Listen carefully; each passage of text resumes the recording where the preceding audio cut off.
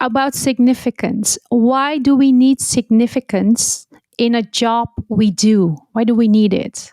Well, I'm not sure we need it. Plenty of people live their whole life without it. But if you're going to go to work for 40 or 50 or 60 hours a week for 40 or 50 or 60 years in a row, you're going to spend more time at work than you are with your family, more time at work than doing anything except maybe sleeping. And what a waste to do all of that to make your manager happy. If it is possible to have a roof over your head and enough to eat to take care of your family without doing that, I think that many of us would like that. We would like to have the best job we ever had. We'd like to know that we exceeded our own expectations for ourselves, that we made a difference in the world. And so if we have a glimpse of that, I think that many of us want more of it. Yeah.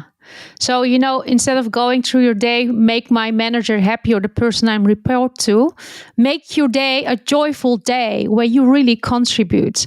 And when would then be the right time, Seth, to speak up if it doesn't work for you that way? Like, actually, when is the right way to speak up? But also, why are we so I can't say it even though relentlessly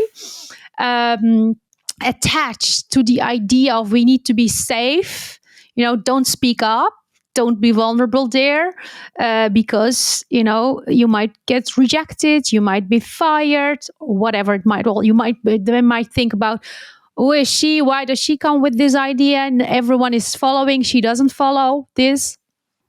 Yeah. Well, you, as always, have put your finger right on the key point. And if you show up in an industrial setting and insist on speaking up and trying to change it, it probably will not go well because the system is very good at maintaining the system. So the first choice we make is, where are we going to even show up, right? If you show up at Goldman Sachs or Morgan Stanley and say, I am here to argue against making a lot of money, it's not going to work very well because everybody else who's there is there for a different reason. So where we choose to show up is part of it.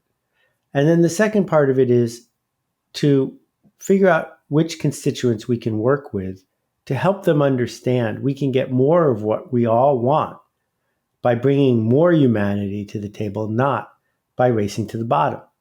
So, if we think about, my friend Danny Meyer started a chain of restaurants called Shake Shack. And Shake Shack is the opposite of McDonald's in many ways. Shake Shack costs more than McDonald's. Shake Shack, people say, is more delicious than McDonald's. It's less convenient than McDonald's. They don't have a drive-through window. You have to wait in line. And yet, by every measure that seems to matter, Shake Shack does better than McDonald's. So you can choose to show up in the world and say, I want to do something with some scale. I want to do something that makes a profit. But we're not going to do it by out discounting our competition. We're going to do it by bringing humans into what we do. And so we all have favorite companies, favorite brands, favorite organizations that have done this. And so the argument I'm making is that it is possible to transition to this other way of being in the world. In fact, it's urgent that we do so. But if you are simply, not just, but simply an employee, and you show up in a system that insists on measuring your every keystroke, your argument's probably not going to work very well. So you need to choose deliberately, where am I choosing to show up? Yes. Which setting? So, and then looking at the organizations and companies, how can they be organized in a way that employees can experience significance, but also that the whole company experiences magic created by humans? Yeah. So I think I'm a big fan, as you know, of being intentional, saying out loud, who's it for? What's it for? Where are we going? What are the expectations? If we hire people through a method that says we're looking for people who have easy to measure skills, who work cheap, that's what we're going to get. If we create an environment where I don't trust you and you don't trust me, that's what we're going to get. The alternative is to, with intent, say, this is what I expect from you, and this is what you should expect from me. This is how we're going to interact with each other. These are what meetings are going to be like. This is how we're going to tell each other the truth about what we're doing and how we do it. If you can announce those things up front, now you can start going down the path. If you announce those things and they're not true, it's not going to work very well.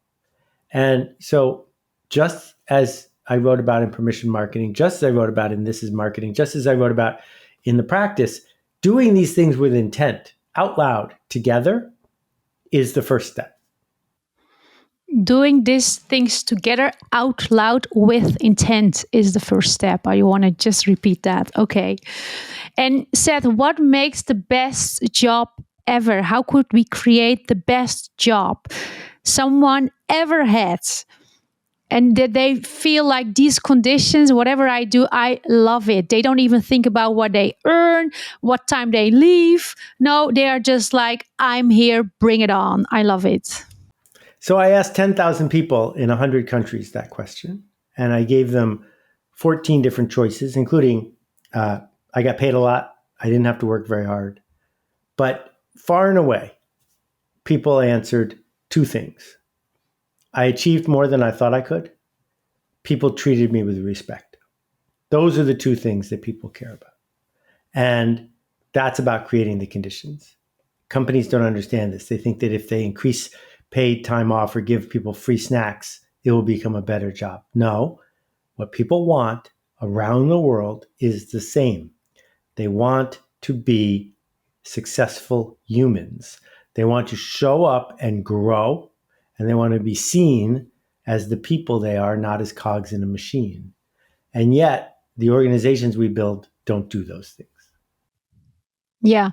So you also wrote something about get to versus have to. Like get to expresses opportunities. Like I get to have the opportunity to teach this class when the other teacher had a burnout, instead of like, I have to teach this class. Oh my God, how do we come to a point that we feel I get to do this?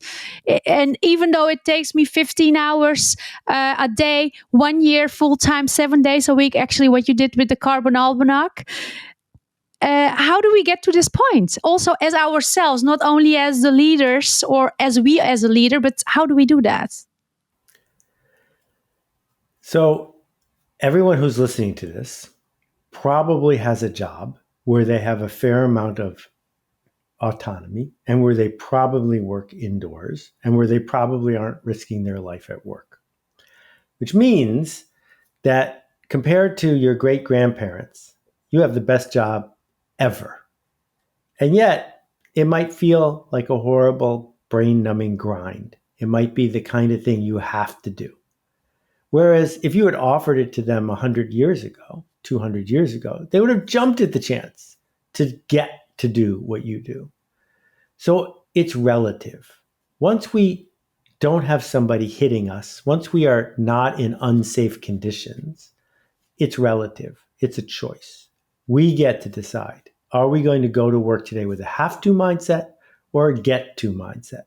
And if we shift our mindset to I get to do this today, we will find the threads that move us forward. So I've had our conversation on our calendar for weeks, and I've been looking forward to this. I get to talk to you today. If I have to do 40 podcasts in one day, by the time I get to the 30th one, it's going to be, I have to do another one. That's a choice. And what I have tried to do in my super privileged, fortunate journey through all of this is resort to get to thinking instead of have to every chance I have. I have a very close friend and I'm running with him, and he's a runner for a longer time than me.